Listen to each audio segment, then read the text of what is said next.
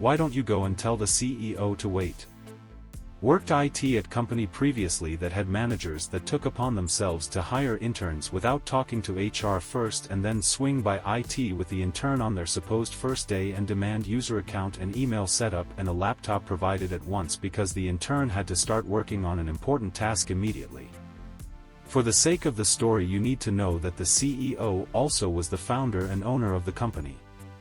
One morning the CEO's assistant swings by IT with panic in his eyes and the CEO's laptop in his hand. Turns out Windows decided to mess up the boot record and wouldn't boot, a not uncommon problem with Windows XP in those days.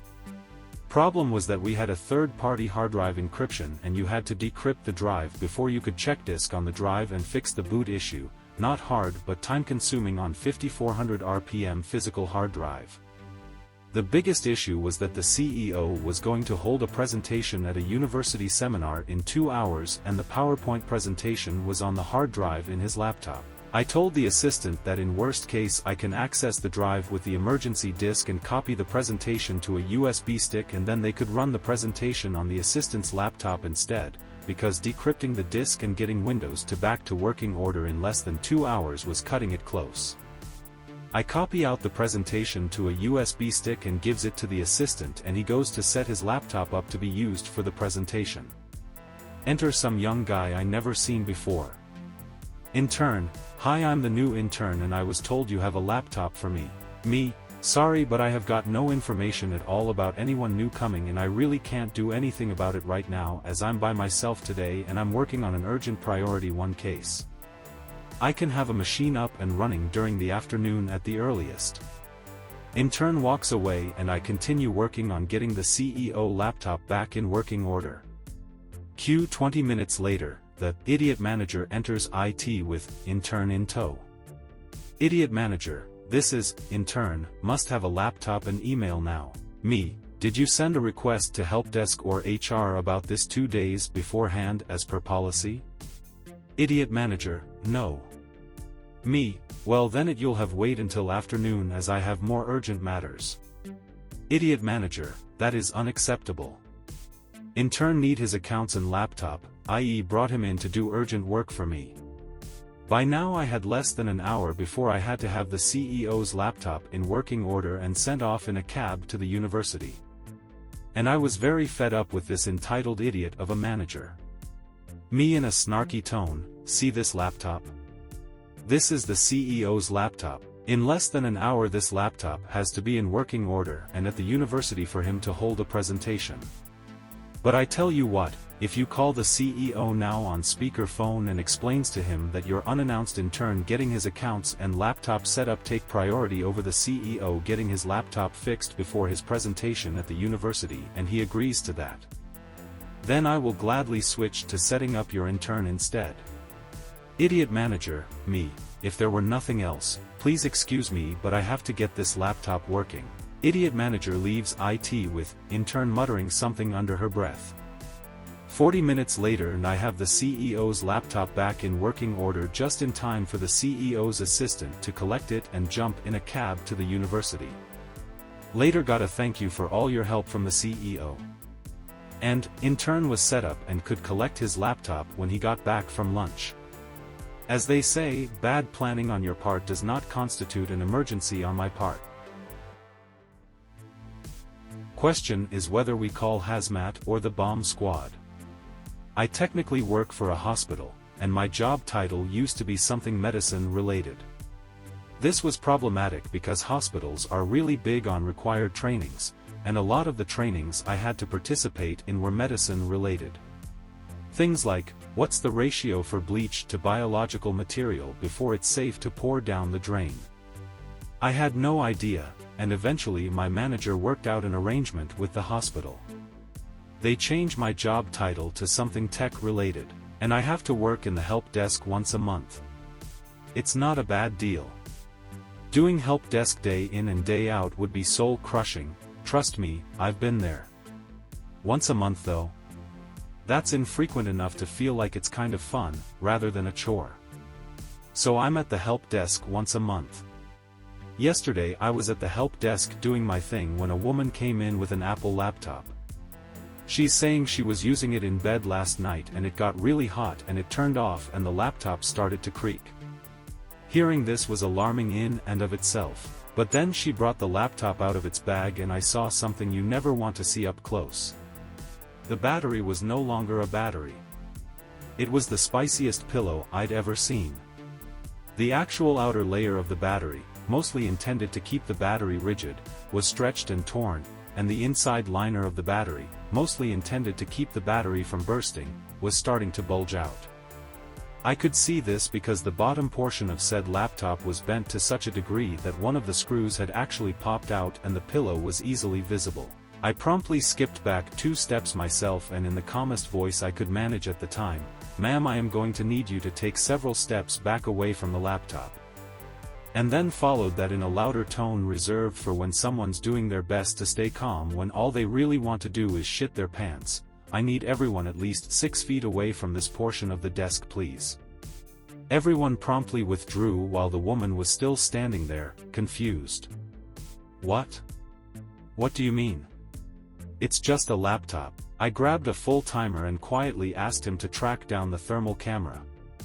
I had to ask him twice since he was just staring at that laptop, not unlike someone might do if a train accident is imminent.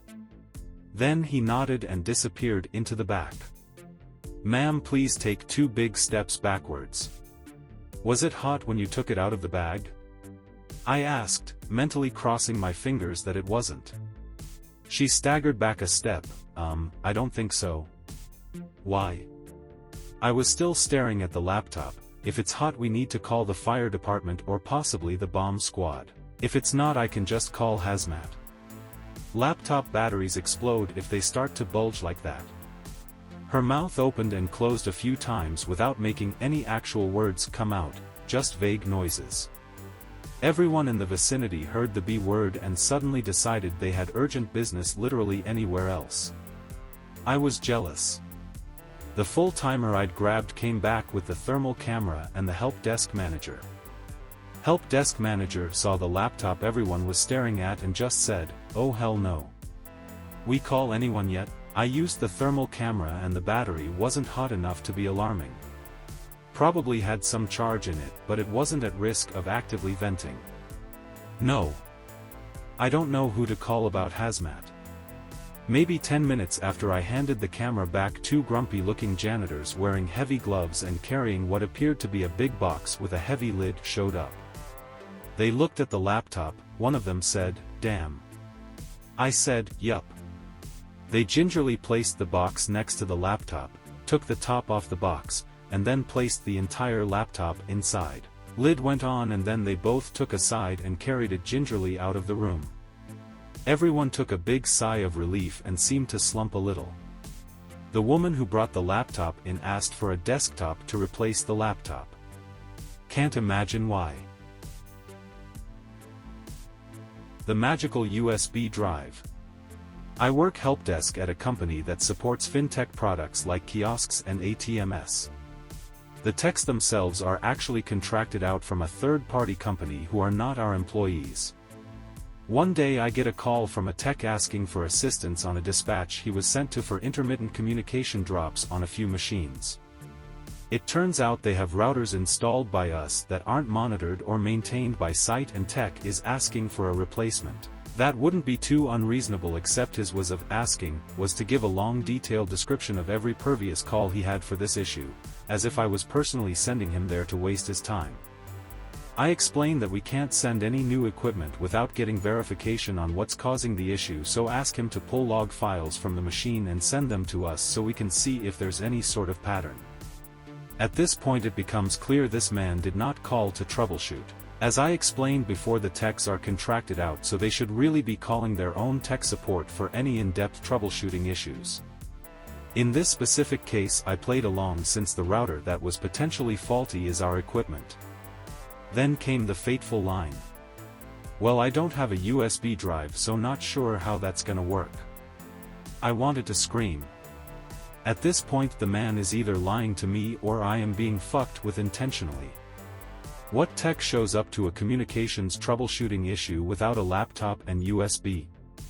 I don't say any of this though. I can already feel my blood pressure rising and know we still have a ways to go.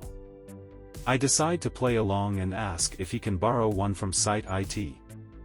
I don't know where they are located in here. Are you a child? Ask someone. Wait, you showed up to a Site to troubleshoot comm issues and didn't even check with Site.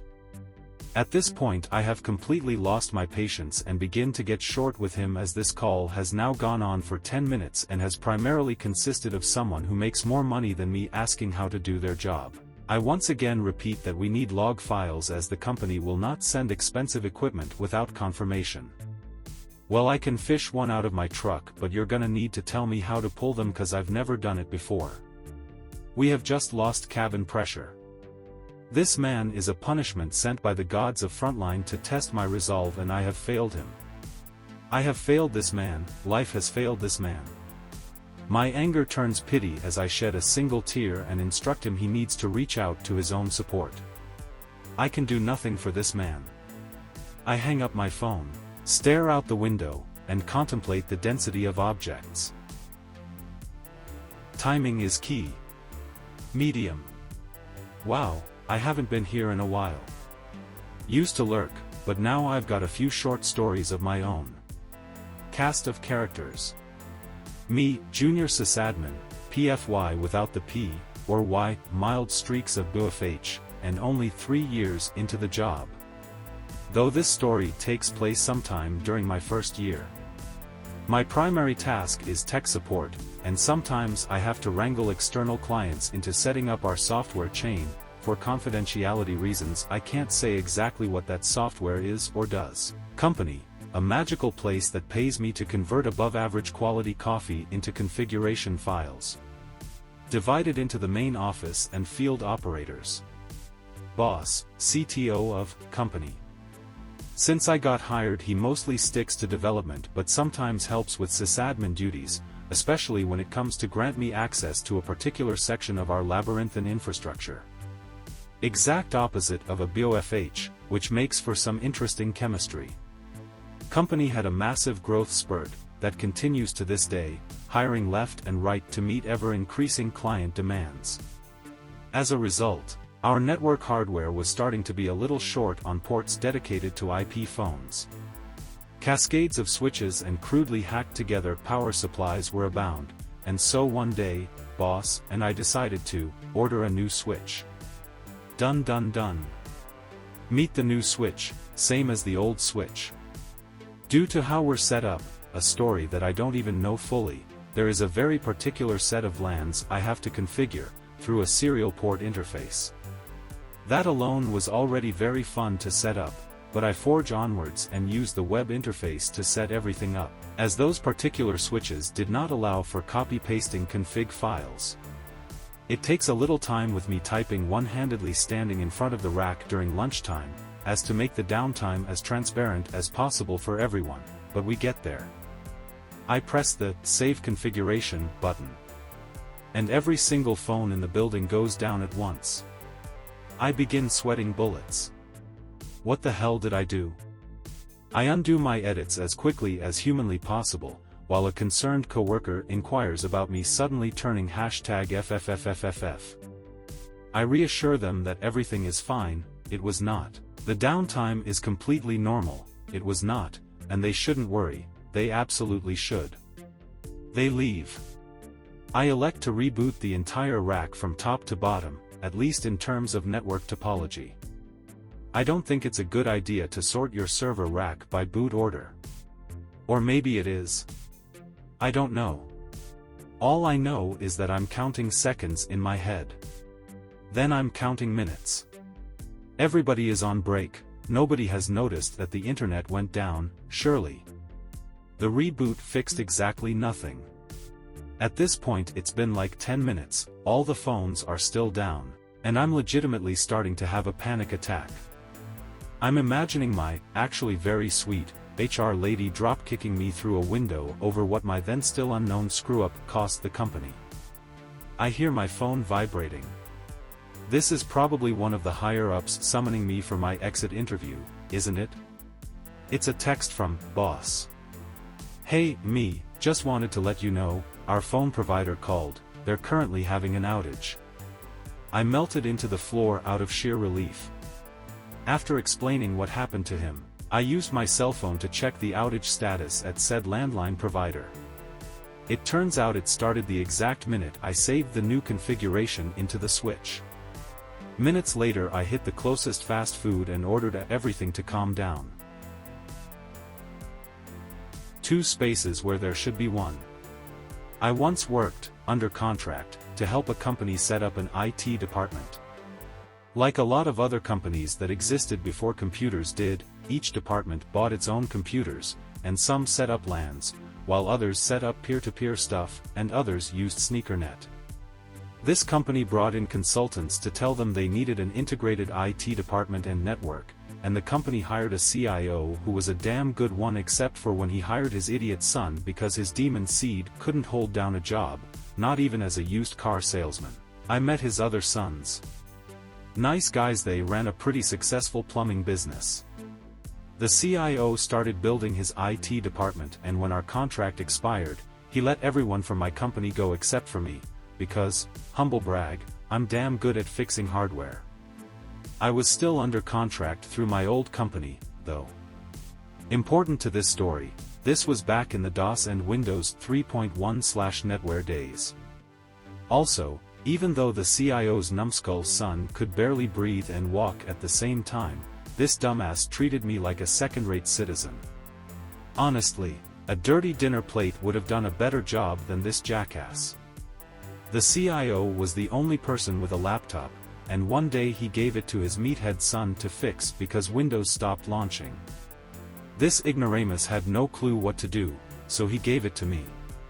Hardware checked out. ScanDisk didn't show anything alarming. A few other tests told me nothing. I started scrolling through configuration files, just to see if I could get another idea. Now, DOS and Win 3.1 used a lot of configuration files. You might have heard of the DOS config.sys and autoexec.bat files. They set up the computer by loading drivers and any programs that might be needed down the road. After that, you launched Windows either manually by a command line command or by putting that command in your autoexec. Windows also had a bunch of enormous text-based configuration files that loaded stuff for Windows and made it work, and for the life of me I cannot remember what those files were called, or even their extensions. But I was scrolling through one of them just to buy time while hoping another idea would come up. So I'm scrolling and scrolling, and I'm not sure my eyes were really focused on what was going past them, but suddenly, whoa. Scroll back, and I put my cursor just there. There, where there were 2 spaces where there should only be 1. I removed one of the spaces, saved the file, and damned if Windows didn't launch and purr like a kitten. It must have shown on my face, because Bonehead said something to me, no doubt with a sneer. I turned the laptop toward him, with Windows up and running. "I'll take it to my dad," dipshit told me. "No, you won't," I answered, and I took it to the CIO. He asked me, first, why I brought it to him, and I told him. He shook his head ruefully, then asked me how I fixed it. I told him that, too. "You're kidding me," he replied, reasonably, IMO. I just answered, nope, and asked if he had anything else before I left. I'd love to know how that second space got there.